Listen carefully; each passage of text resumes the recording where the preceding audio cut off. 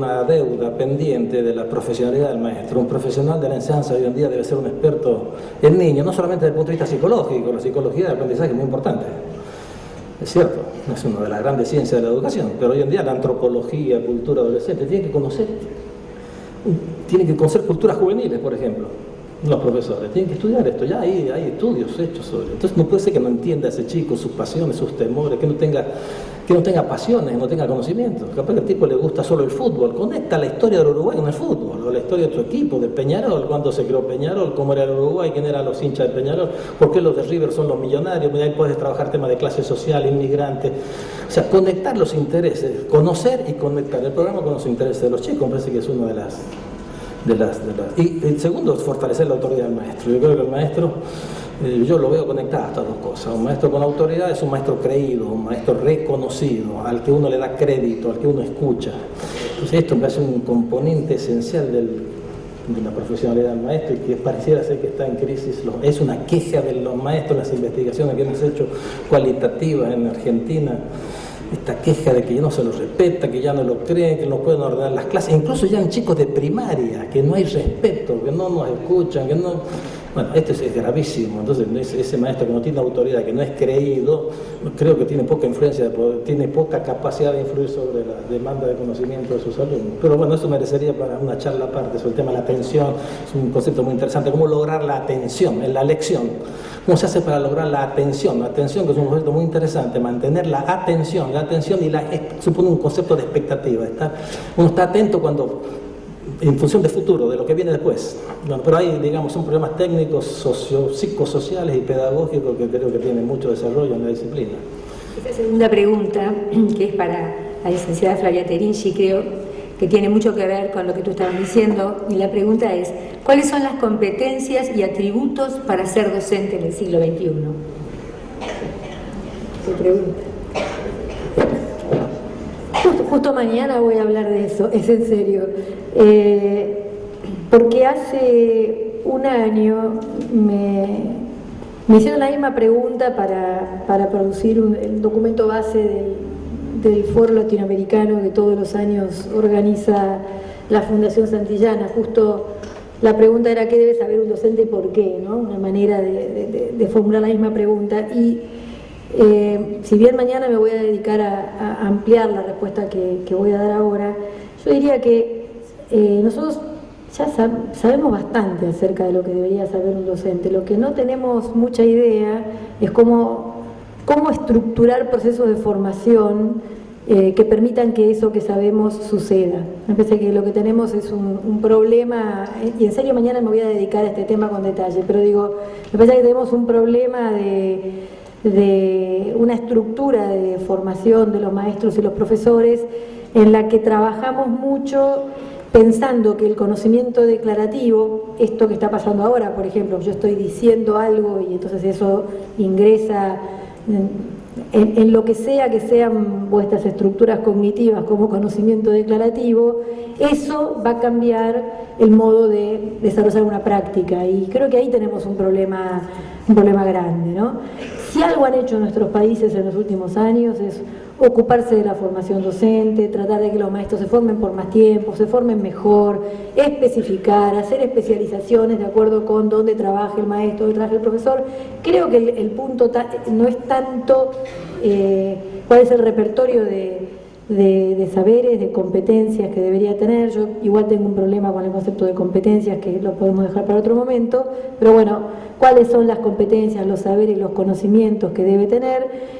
No tenemos tanto ese problema como el problema de cómo lograr procesos de formación que no queden simplemente en la transmisión y reproducción de conocimiento declarativo, del que el futuro docente o el docente en ejercicio se apropia, pero que no incide en la modificación de sus prácticas. Sobre esto tenemos un problema que me parece que es principal. Bien, voy a hacer una pregunta que está planteada para todos los panelistas, que les voy a pedir, disculpe que sean sintéticos, porque hay algunas muy concretas para ir después sobre la situación nuestra actual, simplemente por respetar la próxima mesa. Esta pregunta a todos dice: ¿creen ustedes que la formación docente actual contempla las exigencias y necesidades de este siglo XXI? Cada uno, un minuto. Algo ya dije, así que diría que hay dos problemas en un minuto. Uno es el que acabo de decir y el otro es el problema de lo que podríamos llamar la carrera docente. La carrera docente en términos de una suerte de dislocación que todavía existe o una insuficiente coordinación entre la larga trayectoria laboral que probablemente un docente va a tener, porque a despecho de que quizás no quieran permanecer en el aula, como señalaba Emilio, la gran mayoría permanece en el aula, esa es la realidad de la mayoría de los maestros y profesores. En esas largas carreras profesionales nosotros no tenemos una estructura de carrera justamente que acompañe ese desempeño con procesos formativos que sean muy pertinentes para las demandas de actividad y para las demandas de resolución de problemas que los maestros y profesores tienen. Puede ser curioso esto porque estamos en un periodo de hipertrofia de la formación, pero esa hipertrofia de la formación está todavía dislocada respecto a las carreras profesionales. Bien, licenciado, ¿cree usted que la formación docente? Sí, una sola observación, porque es un tema muy complicado, no soy experto en esto, pero es un tema que me preocupa luego de una investigación, una encuesta que hicimos en Argentina en el año, ya ni me acuerdo cuándo, fue 2010, creo, no, antes. Una muestra de estudiantes nacional, una muestra de estudiantes de magisterio, con el INFOT, que es el Instituto Nacional de Formación Docente, que nos contrató ahí en el IPE. Y a profesores, hicimos una muestra de estudiantes y de profesores. Siempre las preguntas obvias, por qué elegiste, la atención, la vocación, en fin, un montón de cuestiones. Ahí discutiendo en el equipo, apareció un problema. Y me parece que también es una de las particularidades. Este es un oficio que se aprende de una manera muy particular, distinto a los otros oficios. Y creo que esta particularidad que a veces se dice en los discursos, están los libros, no se toma muy en cuenta cuando se diseñan los programas de formación. Es mi hipótesis, ¿no? ¿Cuál es la particularidad? Por ejemplo, un chico que estudia medicina, la mayoría de los chicos jóvenes son sanos hoy en día. El tipo va la primera vez que entra a un hospital en su vida es cuando tiene que hacer una práctica en la facultad. No, la mayoría de los chicos son sanos, no han ido a los hospitales, o si han ido por ahí a visitar a algún amigo, un accidente, pero digamos, no es lo normal. El chico que entra, o la chica, más bien las chicas, que entran a una carrera docente, ¿tienen cuántos años ya de experiencia en aula? Desde los 4 años que empezó la preescolar, ¿cuántos son? 17 años más o menos, 14. 14 años. Es como, ¿han visto esos tipos que son enfermos crónicos? No, son tipos que, sí, desgraciadamente hay una novela muy interesante de un tipo que tiene una enfermedad crónica y al final termina siendo él un experto y empieza a discutir con el médico porque él ya sabe. Ha tenido tanto uso psicoanalizado de toda la vida que después son psicoanalistas los tipos, porque ahí aprenden, o sea, de ser paciente el tipo se apropia. Él que empezó a ser alumno de los 4 años, llega al instituto y tiene un capital de aprendizaje, de conocimiento tácito muy poderoso. Han visto que los chicos ya saben cómo enseñar a leer, escribir, ordenar la clase, retan, dan tarea, todos saben ya a usar hasta el cuerpo, la voz, cómo se da clase. O sea, y por eso digo, esto es un poderoso factor de conservación. Entonces, la impresión que nos daba cuando nosotros les preguntamos a los alumnos cuáles eran sus autores de referencia o las corrientes pedagógicas que aparecían todos los más modernos, bueno, los que aparecen como los progres, Vygotsky, Piaget y Freire, eran los primeros. Ahora, lo que hacen da la impresión que no tiene mucho que ver con las pedagogías inspiradas en estos personajes, ¿no? Entonces, ¿qué es lo que pasaba? Creo que una de estas particularidades es que este aprendizaje es muy fuerte y hay demasiada continuidad. Después la propia experiencia del instituto era una experiencia muy escolar, que seguía reproduciendo de la misma forma. O sea, se puede dar una hermosa clase tradicional, expositiva sobre la pedagogía no directiva. Por ejemplo, yo tengo amigas que son te dan una hermosa clase de pedagogía no directiva desde un trono acá. O sea, que está diciendo lo contrario de lo que está haciendo. Sucede mucho eso. Bueno, en todo caso yo lo hago y lo digo y soy consciente. Yo creo todavía en una figura de un maestro que enseña y que da clase. Pero esto te dice, no hay que dar clase, te hace una hermosa conferencia, una teoría del no directivismo, pero en el momento mismo que lo está diciendo, lo está haciendo de otra manera. Y esto no es tematizado. Si uno quiere romper con ciertas rutinas pedagógicas, porque la pedagogía moderna es viejísima, yo cada vez me sorprendo más, yo leo los clásicos, sociólogos, ahora leí Simmel, que es un sociólogo, Simmel tiene un libro, es un sociólogo de 1915, y cita a su vez de la comedia, los clásicos de la pedagogía.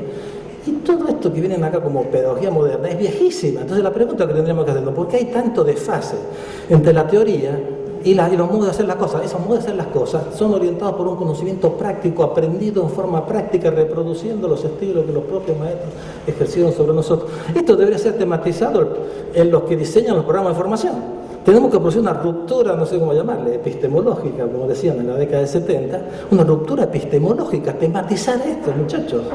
Tenemos que hacer las cosas de otra manera. Ustedes ya saben mucho de pedagogía cuando llegaron acá, ahora ya saber que ustedes tienen. Es legítimo, es pertinente, es el que se requiere, como dice la pregunta, esos son los que se requieren para resolver los desafíos de las expectativas de la sociedad del siglo XXI. Bueno, hagamos una ruptura entonces, por lo menos tematicémoslo. Yo creo que esto no está tematizado. Bien, a ver, Edith, la misma pregunta. Bueno, la verdad que no puedo no contestar. ¿Creen ustedes que la formación docente actual contempla las exigencias y necesidades de este siglo XXI? La respuesta es no, parcialmente no, y en gran parte no. Y les voy a decir en algunos aspectos por qué. Si fuera así no estaríamos hablando tanto de los desafíos de la formación docente. En primer lugar, la tradición en nuestro país es que se concibió en su mayor parte del tiempo a la formación docente como formación inicial. La ANEP solamente puede pedir títulos de formación inicial y la formación docente hoy la concebimos como un proceso continuo, es decir, no termina con la formación inicial. Los procesos formativos de la profesión de los educadores es un proceso a lo largo de toda la trayectoria del ejercicio de la profesión. Entonces, la formación docente hoy debe contemplar a ese proceso continuo también con oportunidades de formación post título de grado. Y estoy hablando de todo lo que hace al perfeccionamiento y lo que hace a las titulaciones de posgrado, que hoy la ANEP no está en la órbita de su competencia. Estamos en tránsito hacia eso. Otro aspecto que tiene que ver con la formación es la manera de operar con el conocimiento para el cual se ha venido preparando hasta ahora. Compite fuertemente con la manera de operar con el conocimiento que ya tienen y ya está instaurada en la sociedad por los medios digitales. Entonces creo que es fundamental que la educación tenga en cuenta que las cosas que se tienen que enseñar en la escuela tienen que ver directamente con aquellas prácticas sociales valoradas y ya instauradas en la sociedad. Y por ahí hay un buen camino a recorrer. No basta con tener las máquinas que sí se les entrega a todos los estudiantes que ingresan a la formación docente, sino que también hay que acompañar esto por lo nuevo con acciones de investigación y producción de conocimiento. Es fundamental que la formación docente, mejor dicho, es fundamental que la formación y la investigación estén trabajando de manera conjunta, quizás dialécticamente, pero no separadamente. No que haya una institución que investiga y otra que forma a los docentes. Bien. Por ahí con esa pregunta. Perdón, concretamos más aún. ¿Qué perspectivas hay a corto plazo de cubrir la falta de docentes con los egresos previstos de los institutos? Esa es una línea de política educativa hoy en día y en estos 3 años está habiendo, en estos 3 últimos años, se está logrando un crecimiento de egresados.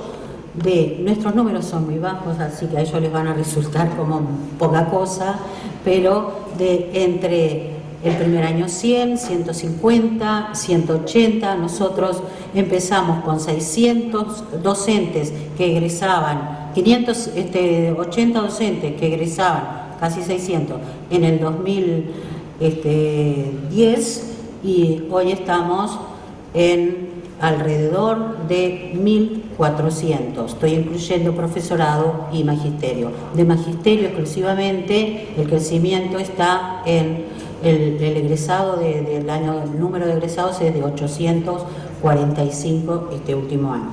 La curva empieza a elevarse. ¿Por qué? Porque han habido políticas que atienden a las características del estudiantado. Las características del estudiantado son una población que tiene un promedio de edad mayor al esperado, por lo tanto, aquí hay más compromiso que tienen los estudiantes en cuanto a que tienen que trabajar y estudiar. Son los que estudian y los que trabajan, entonces dilatan su egreso.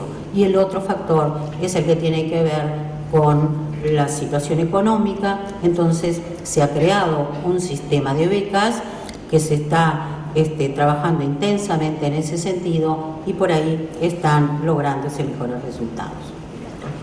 Bien, otra pregunta que tal vez tenga que ver con nosotros como institución, dice: pensando en la integración entre lo público, estatal y privado, desde tu lugar, ¿ves posible que la práctica docente de algunos estudiantes de los primeros grados pudiera realizarse en instituciones privadas con docentes capacitados debidamente? Sí, yo lo que les quiero decir de eso es, la Constitución es la que regula lo de la enseñanza pública y privada, y eso es algo que este país tradicionalmente lo ha tenido y lo ha llevado con orgullo.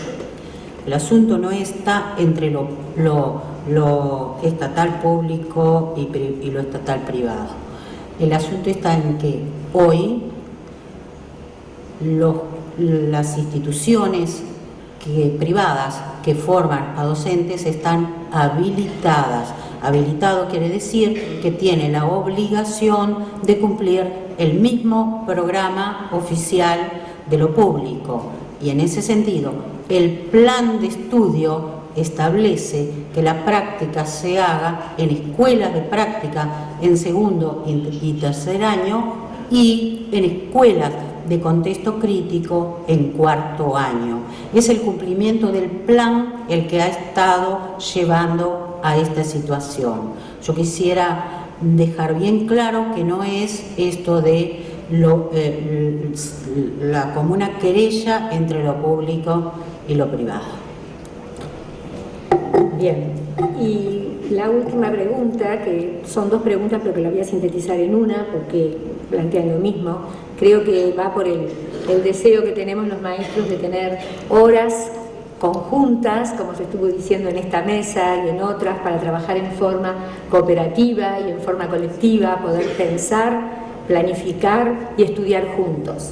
Y la pregunta dice así: ¿cree usted que están dadas las condiciones para que en la jornada escolar, que son las horas remuneradas, los docentes puedan diseñar propuestas como verdaderos profesionales transformadores, tal como se fundamenta en el actual programa de educación inicial y primaria? Entiendo que no es lo de transformador lo que se está aquí poniendo en el centro de la problemática, sino el tiempo. Y el tiempo es necesario, de eso no hay ninguna duda, pero de esto voy a decir dos cosas. Sin duda que hay intención en ir progresivamente disponiendo de horas que no sean directamente con el trabajo con los niños. Pero lo que quiero decir es otra cosa, es que es muy importante también ir generando esta necesidad de los docentes como profesionales, o esta toma de conciencia de lo que hoy planteaba y que también insistió mucho Flavia en esto, del trabajo colaborativo. Es decir, el capital profesional se construye en el centro, y el centro es un lugar por excelencia siempre que se trabaje con otros, se piense con otros, y eso es altamente valioso. Si no está esa conciencia, el tiempo puede ser desperdiciado. Y por lo tanto no es solo el tiempo, sino que es el tiempo y en qué se va a usar ese tiempo. Y creo firmemente que hay que seguir en esa dirección de conseguir ese tiempo, pero para usarlo con esto, en este sentido. Bueno, creo que nos han quedado seguramente muchas más preguntas que respuestas, pero en eso me parece que es positivo. Disculpen que nos excedimos un poquito de tiempo, pero creo que el tema, el interés de todos nosotros y los invitados lo ameritaban. En nombre del colegio, del Instituto de Educación Santa Elena, agradecemos muy especialmente a los 3 panelistas.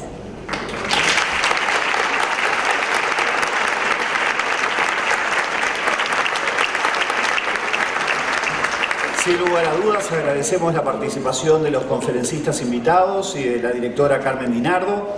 Los invitamos a compartir el último corte de la jornada.